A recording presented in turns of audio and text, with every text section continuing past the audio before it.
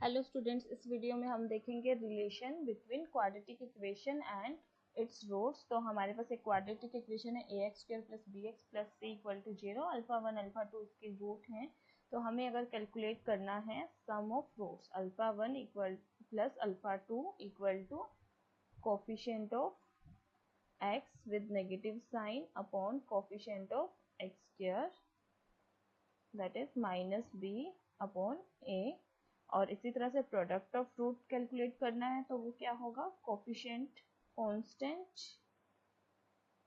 Upon coefficient of x², ये होगा हमारा c/a।